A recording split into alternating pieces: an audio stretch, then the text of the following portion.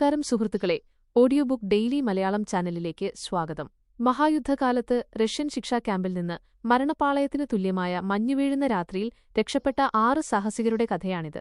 തികച്ചും ആവേശകരവും ആകാംക്ഷ നിറഞ്ഞതുമായ ഈ സത്യകഥ നിങ്ങൾക്ക് തീർച്ചയായും ഒരു മികച്ച അനുഭവമായിരിക്കും. ശരി, നമുക്ക് കഥ തുടങ്ങാം. ഞങ്ങളുടെ ബാഗുകളുടെ തുകൽ വള്ളികൾ തോളിൽ മുറുക്കിക്കെട്ടിയത് ഞങ്ങൾ പരിശോധിച്ചു. എല്ലാവരും തയ്യാറാണോ എന്ന് ഞാൻ ചോദിച്ചു. എല്ലാം തയ്യാറെന്ന് മറുപടി വന്നു. ആരെങ്കിലും മനസ്സു മാറ്റിയിട്ടുണ്ടോ എന്ന് ഞാൻ ചോദിച്ചു. ആരും ഒന്നും മിണ്ടിയില്ല. ആദ്യം ഇവിടെ നിന്ന് രക്ഷപ്പെടാം, നടക്കൂ, മക്കോസി പറഞ്ഞു. ഞാൻ പുറത്തേക്ക് കാലെടുത്തു വെച്ചു. ബാരക്കുകളിൽ തടവുകാർ ശ്വസിക്കുന്ന ശബ്ദമല്ലാതെ മറ്റൊന്നും കേൾക്കാനില്ലായിരുന്നു. എന്നത്തേക്കാളും ദൃഢമായി മഞ്ഞ് വലിയ കഷണങ്ങളായി വീണുകൊണ്ടിരുന്നു. എനിക്ക് തൊട്ടടുത്തുള്ള വേലിയിലെ കമ്പികൾ പോലും കാണാൻ കഴിയുന്നുണ്ടായിരുന്നില്ല. ഞങ്ങളുടെ തെക്കുവശത്ത് ഏറ്റവും അടുത്തുള്ള വാച്ച് ടവർ വൈദ്യുതബന്ധം ഇല്ലാത്ത അവസ്ഥയിലായത് ഞങ്ങൾക്ക് അനുഗ്രഹമായി. വിളക്കുകളുടെയോ ഗാർഡുകളുടെ സെർച്ച് ലൈറ്റുകളുടെയോ പേടി വേണ്ടായിരുന്നു. ഞങ്ങളുടെ ആദ്യത്തെ കമ്പിവേലി ബാരക്കിൽ നിന്ന് ഏകദേശം 100 വാര അകലെയായിരുന്നു. ഭൂമി അവിടെ ഒരിടത്ത് താഴ്ന്നുകിടന്നതിനാൽ വേലിക്കും ഭൂമിക്കും ഇടയിലുള്ള വിടവിലൂടെ നൂഴ്ന്നിറങ്ങി രക്ഷപ്പെടാമെന്ന് ഞങ്ങൾ നേരത്തെ തീരുമാനിച്ചിരുന്നു. ഓരോരുത്തരായി 1 മിനിറ്റ് ഇടവേളയിട്ട് കടക്കണമെന്നായിരുന്നു തീരുമാനം. ആദ്യം ജാരോ പോയി, പിന്നാലെ മക്കോസ്കി, പിന്നെ പാൽഗോവിച്ച്, സ്മിത്ത്, മാർച്ചിങ്കോവ്, അവന് തൊട്ടുപിന്നാലെ കൊലമെനോസ് അല്പം തടിച്ച പ്രകൃതക്കാരനായതുകൊണ്ട് പോകുന്നതിനു മുമ്പ് ഞാൻ നൂഴ്ന്നിറങ്ങാൻ പാകത്തിന് വലിയ കുഴിയുണ്ടാകുമെന്ന് ഞാൻ പ്രതീക്ഷിക്കുന്നു എന്ന് പിറുപിറുത്തു. കൊലമെനോസ് പോയി 1 മിനിറ്റ് കഴിഞ്ഞപ്പോൾ ഞാൻ വേലിക്കടുത്തേക്ക് കുതിച്ചു. നോക്കുമ്പോൾ കൊലമെനോസ് ഇപ്പോഴും അവിടെ നൂഴ്ന്നുകിടക്കുകയാണ്. പാതി കടന്നപ്പോൾ അവന്റെ കോട്ട് മുള്ളുവേലിയിൽ കുടുങ്ങിപ്പോയി. അപ്പുറത്തുനിന്ന് ആരോ അവന്റെ ബാഗിന്റെ കെട്ട് വലിച്ചുപിടിച്ചു. സമയം പോകുന്തോറും എന്റെ ആധി കൂടി വന്നു. പുറത്തെത്താൻ ഇനിയും ഒരുപാട് അപകടങ്ങൾ കടക്കാനുണ്ടായിരുന്നു. അനങ്ങാതെ കിടക്കൂ എന്നു പറഞ്ഞ് ആ ഇരുട്ടിൽ തപ്പിത്തടഞ്ഞ് മുള്ളുകൾ അവന്റെ വസ്ത്രത്തിൽ കുടുങ്ങിയ ഭാഗം ഞാൻ കണ്ടെത്തി. ഓരോന്നായി വിടുവിച്ചു. എങ്ങനെയൊക്കെയോ ആ ഭീമകായൻ അപ്പുറത്തെത്തി. ആദ്യത്തെ വേലി കടക്കാൻ ഞങ്ങളെല്ലാവരും കൂടി 20 മിനിറ്റെടുത്തു. അതിനുശേഷമുണ്ടായിരുന്നത് മരത്തടികൾ കുഴിച്ചിട്ടുണ്ടാക്കിയ 12 അടി ഉയരമുള്ള ഒരു മതിലായിരുന്നു. കൊലമെനോസ് ആ മതിലിനോട് ചേർന്നു നിന്നു. ഓരോരുത്തരായി അവന്റെ മുതുകിൽ ചവിട്ടിക്കയറി. കൊലമെനോസ് ഞങ്ങളുടെ പാദങ്ങളിൽ താങ്ങി മുകളിലേക്കുയർത്തി. കൊലമെനോസ് ഞങ്ങളെ മുകളിലെത്തിച്ചു. പക്ഷേ അവനെങ്ങനെ കയറും? ഈ പ്രശ്നത്തെക്കുറിച്ച് ഞങ്ങൾ നേരത്തെ ചിന്തിച്ചിരുന്നില്ല. ഞങ്ങൾ പരസ്പരം കൈകോർത്തു പിടിച്ച് മതിലിന് മുകളിൽ നിന്ന് കൈനീട്ടി കൊലമെനോസിന്റെ കൈ പിടിക്കാൻ ശ്രമിച്ചു. അവൻ എത്ര തവണ ചാടിയിട്ടും ഞങ്ങൾ എത്ര കൈ നീട്ടിയിട്ടും അവന്റെ വിരലുകൾ സ്പർശിക്കാനല്ലാതെ കൈകളിൽ കിട്ടുന്നുണ്ടായിരുന്നില്ല. ഒടുവിൽ എങ്ങനെയോ അവന്റെ ഒരു കൈപ്പത്തി ഞങ്ങൾക്ക് കിട്ടി. ആവുന്നത്ര ശക്തിയെടുത്ത് ഞങ്ങൾ കൊലമെനോസിനെ വലിച്ചുയർത്തി. അവന്റെ മറ്റേ കൈകൂടി വേറൊരാൾക്ക് കിട്ടിയതോടെ അവന് മുകളിൽ കയറാൻ സാധിച്ചു. ആ മതിലുകൾക്കപ്പുറം വീണ്ടും മുള്ളുവേലികളുണ്ടായിരുന്നു. എന്നാൽ ശക്തമായ മഞ്ഞുവീഴ്ച കാരണം അവയെല്ലാം മഞ്ഞിനടിയിൽ മൂടിക്കഴിഞ്ഞിരുന്നു. മഞ്ഞ് കുന്നുപോലെ വീണുകിടക്കുന്ന സ്ഥലം നോക്കി ഞങ്ങൾ വേലിക്കപ്പുറത്തേക്ക് ചാടി രക്ഷപ്പെട്ടു.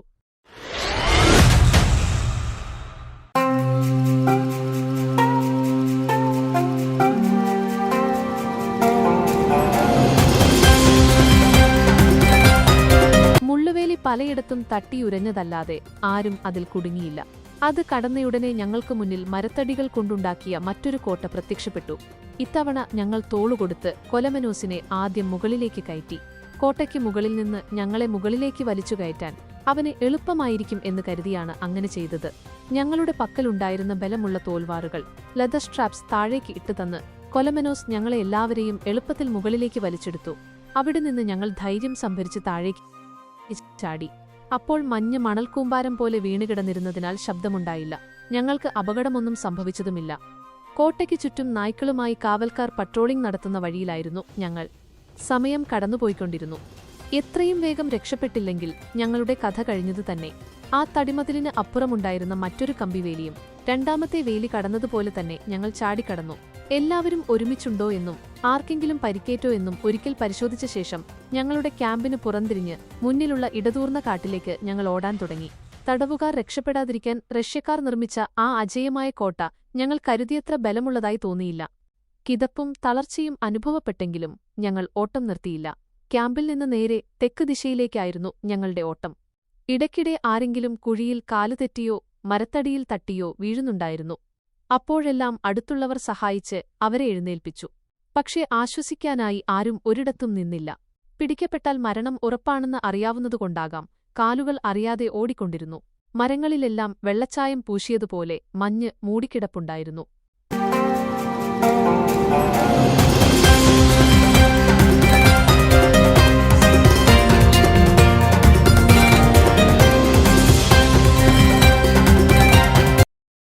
നേരം വെളുത്തിട്ടും അതേ വേഗത്തിൽ ഓട്ടം തുടർന്നു. ഒരു നിമിഷം ശ്വാസം വിടാനായി മാത്രം എല്ലാവരും ഒന്നുനിന്നു. 3 തവണ ആഴത്തിൽ ശ്വാസമെടുത്ത് വീണ്ടും ഓട്ടം തുടങ്ങി. അടുത്ത ദിവസം ഉച്ചയ്ക്ക് 12 മണിയായപ്പോഴാണ് ഇനി ഒരടി പോലും മുന്നോട്ട് വെക്കാൻ വയ്യെന്ന് ഞങ്ങൾക്ക് തോന്നിയത്. ഞങ്ങൾ നിന്ന് പരസ്പരം നോക്കി. പാൽഗോവിച്ച് നിലത്ത് കുനിഞ്ഞിരുന്ന് കിതയ്ക്കുന്നുണ്ടായിരുന്നു. ശ്വാസം കിട്ടാതെ എല്ലാവരും വായ തുറന്ന് ശ്വസിക്കാൻ തുടങ്ങി. അതുകൊണ്ട് തന്നെ സംസാരിക്കാൻ ആർക്കും കഴിയുമായിരുന്നില്ല. സൈബീരിയയിലെ കാട് എത്ര ഇടതൂർന്നതാണെങ്കിലും നടന്നുപോകാൻ ബുദ്ധിമുട്ടുണ്ടായിരുന്നില്ല. ദൂരെയുള്ള നിലം താഴ്ന്ന് ഒരു കുഴി പോലെ കാണപ്പെട്ടു. അവിടെ മരങ്ങൾ കൂടുതൽ തഴച്ചു വളരുന്നതിനാൽ അവിടെ പോയി വിശ്രമിക്കാമെന്ന് ഞാൻ പറഞ്ഞു.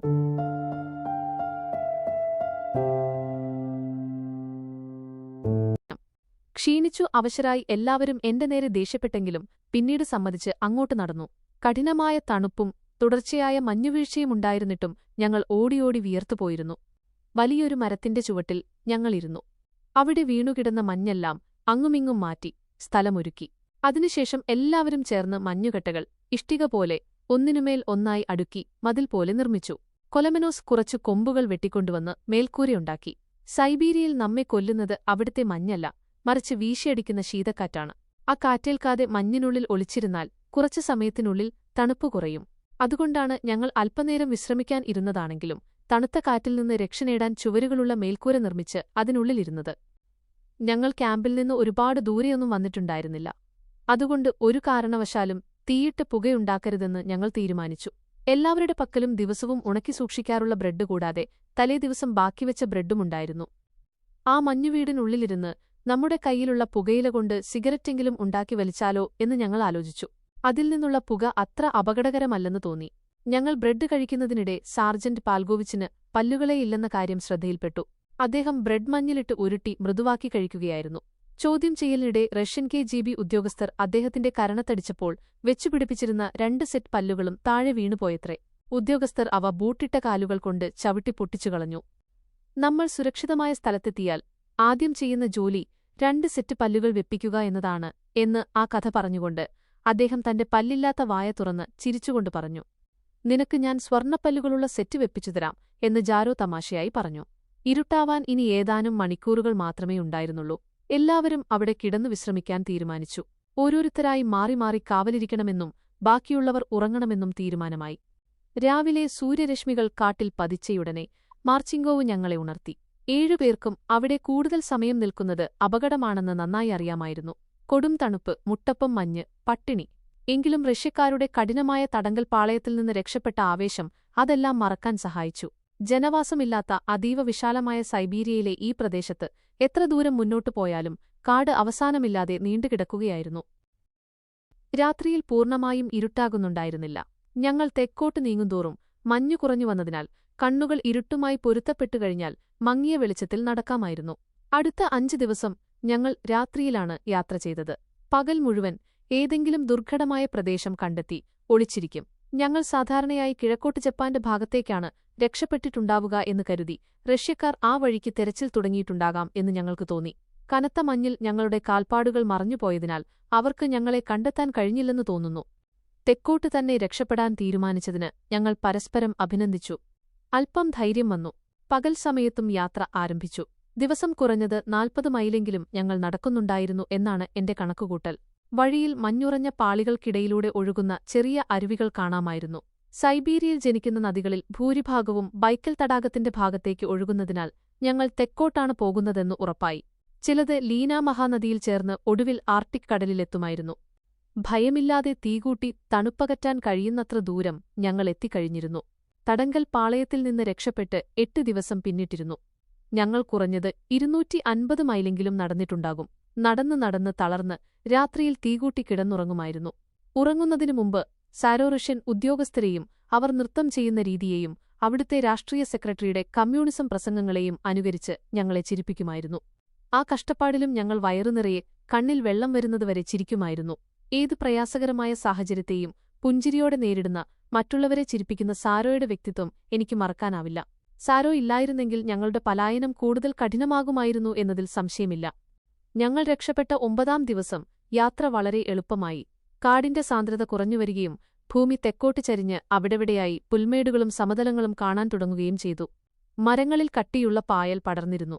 വൈകുന്നേരത്തോടെ കാട് പെട്ടെന്ന് നേർത്തതാവുകയും ഞങ്ങളുടെ മുന്നിൽ ലീന മഹാനദി പ്രത്യക്ഷപ്പെടുകയും ചെയ്തു. നദിയിൽ മഞ്ഞുപാളികൾ പോലെ ഉറച്ചുകിടക്കുകയായിരുന്നു. ലീന നദി ഞങ്ങളുടെ യാത്രയ്ക്ക് വിപരീത ദിശയിൽ ആർട്ടിക് കടലിലേക്ക് ഒഴുകുകയായിരുന്നു. നദീജലം ഉറച്ചുപോയതിനാൽ ഹിമപാളികൾക്കടിയിലൂടെ ഒഴുകുന്ന നദി ഞങ്ങൾക്ക് കാണാൻ കഴിഞ്ഞില്ല.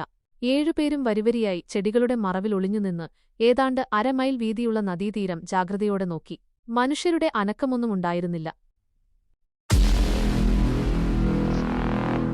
മഞ്ഞു പുതച്ചുകിടക്കുന്ന സൈബീരിയ എത്രമാത്രം വിജനമായ പ്രദേശമാണെന്ന് കണ്ട് ഞാൻ അത്ഭുതപ്പെട്ടു. എന്തെങ്കിലും തരത്തിലുള്ള ശബ്ദം കേൾക്കുന്നുണ്ടോ എന്ന് ഞങ്ങൾ വളരെ നേരം കാതോർത്തു. കാടിന്റെ ഭയാനകമായ മൗനമല്ലാതെ മറ്റൊന്നും അവിടെ ഉണ്ടായിരുന്നില്ല. അമേരിക്കൻ സ്വദേശിയായ സ്മിത്ത് എന്റെ അടുത്ത് വന്ന് പറഞ്ഞു, നമുക്കിന്നിവിടെ തങ്ങാം. വൈകുന്നേരമാകുന്നു, ഇപ്പോൾ നദി കടക്കാൻ മുതിരേണ്ട. ഞാനത് സമ്മതിച്ചു. നദീതീരത്ത് താവളമടിച്ച് വലിയ മരത്തടികൾ ചുമന്നുകൊണ്ടുവന്ന് ഞങ്ങളുടെ പക്കൽ ഉണക്കി സൂക്ഷിച്ചിരുന്ന ഗുബ്ഗ പായൽ കല്ലുകൾക്കിടയിൽ ഉരസി തീയുണ്ടാക്കി. മരത്തടികൾ കത്തിയപ്പോൾ ഉണ്ടായ ആ തീയും പുകയുടെ ഗന്ധവും വളരെ ആശ്വാസകരമായിരുന്നു. ലേബർ ക്യാമ്പിൽ നിന്ന് രക്ഷപ്പെട്ടതിനു ശേഷമുള്ള ഞങ്ങളുടെ ആദ്യത്തെ ചൂടുള്ള ഭക്ഷണം ഞങ്ങൾ തയ്യാറാക്കി. ബാർലി കഞ്ഞിയിൽ ഉപ്പും ചേർത്ത് തിളപ്പിച്ചു. ഞങ്ങളുടെ പക്കൽ 2 ലിറ്റർ കൊള്ളുന്ന ഒരു പഴയ അലുമിനിയം പാത്രം മാത്രമാണുണ്ടായിരുന്നത്. എന്റെ കത്തി ഉപയോഗിച്ച് ഞാൻ 4 തടി തവികളുണ്ടാക്കിയിരുന്നു. എല്ലാവരും ഓരോ തവി വീതം കഞ്ഞി കുടിക്കുമ്പോഴേക്കും പാത്രമൊഴിഞ്ഞിരിക്കും. വീണ്ടും അവിടെ കിടന്ന മഞ്ഞ് പാത്രത്തിൽ നിറച്ച് കഞ്ഞിയുണ്ടാക്കാൻ തുടങ്ങി. രാത്രി വലിയ തീ കൂട്ടി ഞങ്ങൾ ഉറങ്ങാൻ കിടന്നു. ഓരോരുത്തരായി മാറി മാറി കാവൽ നിന്ന് തീ കെടാതെ നോക്കണമായിരുന്നു. പുലർച്ചെ തന്നെ ഞങ്ങൾ വഴുക്കുന്ന മഞ്ഞുപാളികൾക്ക് മുകളിലൂടെ സൂക്ഷിച്ച് ചുവടുവെച്ച് ലീന നദി കടന്നു. നദിയുടെ മറുതീരം കയറാൻ കഴിയാത്ത വിധം കുത്തനെയുള്ളതായിരുന്നു. ഞങ്ങൾ നീന്തിയാണ് നദി കടന്നിരുന്നതെങ്കിൽ ഒരുപക്ഷേ കരയ്ക്ക് കയറാൻ പ്രയാസപ്പെടുമായിരുന്നു. എന്നാൽ കല്ലുപോലെ ഉറച്ച മഞ്ഞുപാളികൾക്ക് മുകളിൽ നിന്നതിനാൽ കയറാൻ പാകത്തിലുള്ള സ്ഥലം കുറച്ചകലെയായി ഞങ്ങൾ കണ്ടെത്തി. നദി കടന്ന ഞങ്ങൾ കുറച്ചുനേരം മറുതീരത്തുനിന്ന് നദിയുടെ ഒഴുക്കു നോക്കി നിന്നു. കഴിഞ്ഞ കുറേ ദിവസങ്ങളായി മനസ്സിലുണ്ടായിരുന്ന ഉത്കണ്ഠയും ഭയവും പരിഭ്രാന്തിയുമെല്ലാം പതുക്കെ മാഞ്ഞു തുടങ്ങിയിരുന്നു. ഞങ്ങൾ രക്ഷപ്പെട്ടപ്പോൾ ലീന നദിയിൽ സുരക്ഷിതമായി എത്തുമെന്ന് പോലും ഉറപ്പില്ലായിരുന്നു. എന്നാൽ ഇപ്പോൾ ഞങ്ങൾ നദി കടന്ന് മറുതീരത്ത് നിൽക്കുന്നു. ഇനിയുള്ള പ്രതിസന്ധികളെയും ഇതേപോലെ നേരിട്ട് അതിജീവിക്കാം എന്ന ആത്മവിശ്വാസം ഞങ്ങളിൽ പതുക്കെ ഉദിച്ചു തുടങ്ങി. അവിടെ നിൽക്കുമ്പോൾ ആരോ നദിയിലെ മത്സ്യങ്ങളെക്കുറിച്ച് സംസാരിച്ചു. അപ്പോൾ എനിക്ക് പോളണ്ടിലെ ഒരു അനുഭവം പെട്ടെന്ന് ഓർമ്മ വന്നു. നദിക്ക് മുകളിൽ മഞ്ഞ് കട്ടപിടിച്ചു കിടക്കുമ്പോൾ ചുറ്റിക കൊണ്ട് അതിൽ ഒരു തുളയുണ്ടാക്കിയാൽ ഉള്ളിൽ നിന്ന് പുറത്തേക്ക് വരുന്ന വെള്ളത്തോടൊപ്പം മത്സ്യങ്ങളും പുറത്തേക്ക് ചാടും എന്ന് ഞാൻ കൂട്ടുകാരോട് പറഞ്ഞു. പക്ഷെ ആരും അത് വിശ്വസിച്ചില്ല. ജാറോ പരിഹാസം തുടങ്ങി. തുളയിട്ട ശേഷം വിസിലടിച്ച് മീനുകളെ വിളിക്കണോ എന്ന് അവൻ കളിയാക്കി. ഞാൻ പറഞ്ഞു, അല്ല, ചുറ്റികയുടെ ശബ്ദം കേട്ട് മരവിച്ചുപോയ മീനുകൾ തുളയിലൂടെ പുറത്തേക്ക് കുതിക്കുന്ന വെള്ളത്തോടൊപ്പം പുറത്തേക്ക് വീഴും എന്നു വിശദീകരിച്ചു. എല്ലാവരും ചിരിച്ചുകൊണ്ട് എന്റെ വിചിത്രമായ ഭാവനയെ പുരാണകഥയെന്നു പറഞ്ഞ് പരിഹസിക്കാൻ തുടങ്ങി. ശരി, അങ്ങനെ തന്നെ കരുതിക്കോളൂ. പക്ഷേ എന്തുകൊണ്ട് നമുക്കിപ്പോൾ തന്നെ ഇതൊന്നു പരീക്ഷിച്ച് എന്റെ വാക്ക് ഭാവനയാണോ അതോ യാഥാർത്ഥ്യമാണോ എന്ന് നോക്കിക്കൂടാ എന്ന് ഞാൻ ചോദിച്ചു. കൊലമെനോസ് ഒന്നും മിണ്ടാതെ കാട്ടിലേക്ക് നടന്ന് ഉലക്കയുടെ ഇരട്ടിവണ്ണമുള്ള ശക്തമായൊരു മരത്തടി കൊണ്ടുവന്നു. 4 പേർ അത് ഉയർത്തിയടിക്കുകയും 3 പേർ അതിന്റെ താഴെ പിടിച്ച് ഒരേ സ്ഥലത്ത് തന്നെ അടികൊള്ളുന്നുണ്ടെന്ന് ഉറപ്പുവരുത്തുകയും ചെയ്തു. കുറച്ചു സമയത്തിനുള്ളിൽ അവിടെ വലിയൊരു സുഷിരമുണ്ടാവുകയും വെള്ളം ഉറവ പോലെ കുതിച്ചു പുറത്തേക്ക് വരികയും ചെയ്തു.